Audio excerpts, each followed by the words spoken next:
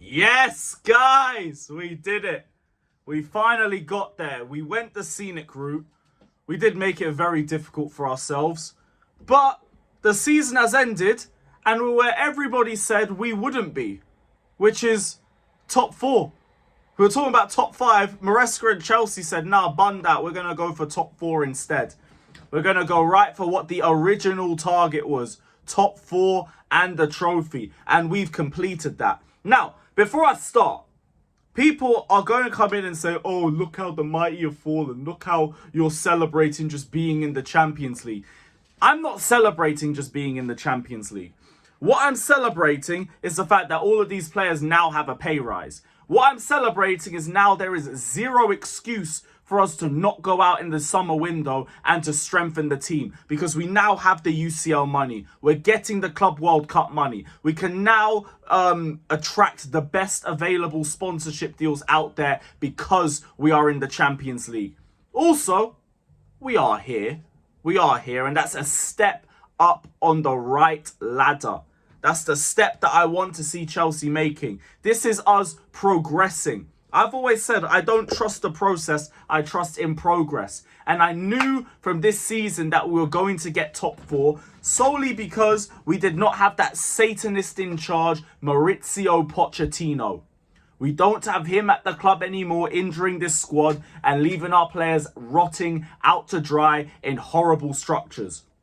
Now with Maresca, he definitely hasn't been perfect this season. He has had his naive moments, and I expected him to have his naive moments as well.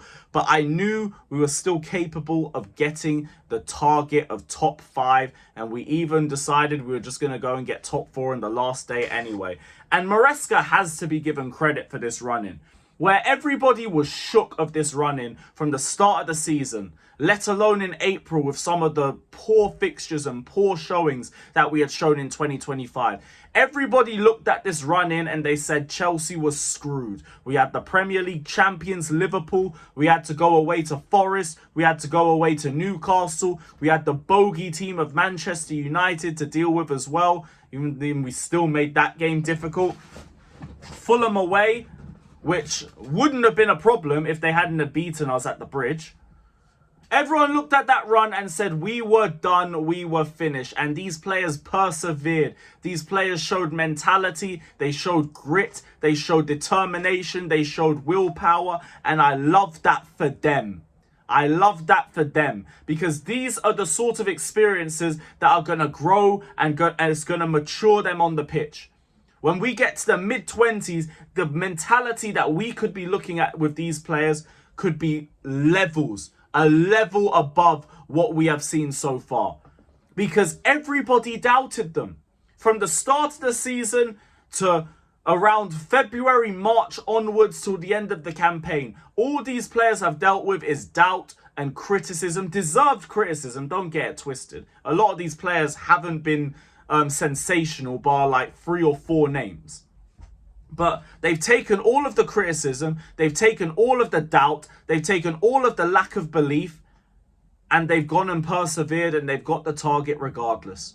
Shout out to Enzo Maresca as well. We went from the worst defensive record in our Premier League history to the 3rd best in the Premier League. We've also finished the closest to the Premier League champions than we've ever done since we last won the Premier League. I saw that stat just a couple of minutes ago. And this is with a championship manager. 1/3 of the injuries of last season. Still one of the highest chances created. Still one of the highest chances created in the entire squad. That's what this manager has achieved. That's what this team has been able to achieve. And this is just a step in the right direction. Big result for us today. Because we knew we were going into a cauldron. We knew we were going into an absolute cauldron when we went into the City ground. And the tactics and the way that we set out the game plan was perfect. We were trying to bait them higher up the pitch to try and cause transitions, and it was working in some effects. We had Levi Colwill dropping into the DM when we were defending transitions, and he helped us a lot in terms of winning the midfield battle. We were swarming the likes of Chris Wood whenever there was cross into the box because we knew that Nottingham Forest were trying to test us aerially. And that's part of the reason why we started Tosin in the game. Tosin, who had an absolute monster class. Send Fulham another bit of their money back, which was all zero of it. But you know what? Go and have it anyway because this guy, fair enough. You can give me something as a squad player. You give me leadership. You give me some aerial threat. You're passing under pressure. Unbelievable. Unbelievable. And if we're talking centre-backs, there's no way I can't ignore the man of the moment, Levi Colwill, whose goal got us back into the Champions League. Levi Colwill, since Fulham, has been utterly ridiculous. I've criticised him a lot. And I think a lot of the criticism has been deserved. I never said sell him or anything like that. I was more like saying we needed to get somebody to work above him in the pecking order. But your progression over the last couple of games has been superb to see. You've been much better aerially. The anticipation, the defensive awareness has been a lot better. And Tosin and Colwill, Chalobah and Colwill, you are showing to be the constant. And the defensive performances are still looking good. Fair play.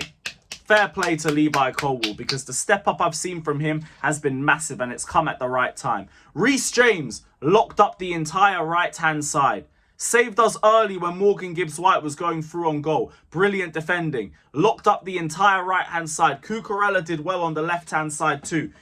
Caicedo, I thought he had his sloppy moments when it came to his passing, but defensively was brilliant. Just as much as you always expect him to be, and I thought he was much better in the second half. Same thing with Enzo Fernandez.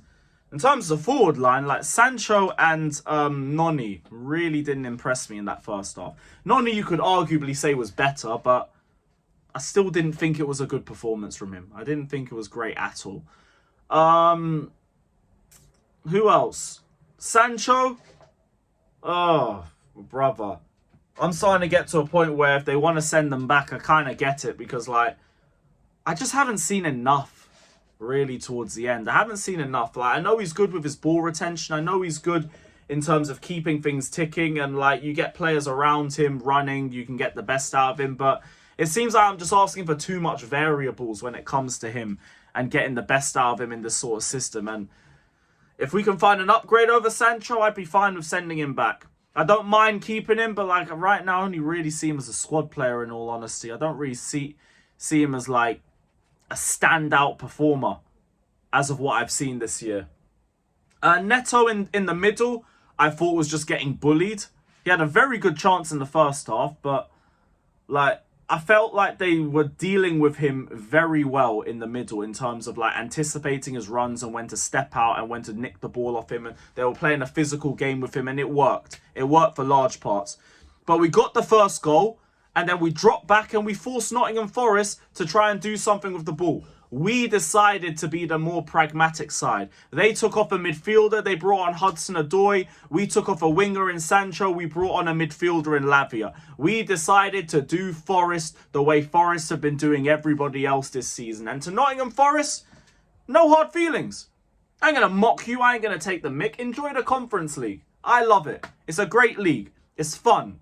You make a lot of friends along the way. You might win a trophy if you don't buck Strasbourg. Enjoy it. But we needed the UCL and we just have that know-how. We have that heritage when it comes to getting into this competition. And we also have that heritage when it comes to winning UCLs. And you lot are going to see that on Wednesday. Big up to every single one of you that's locked in though. Like and subscribe. And as always, up the Chels.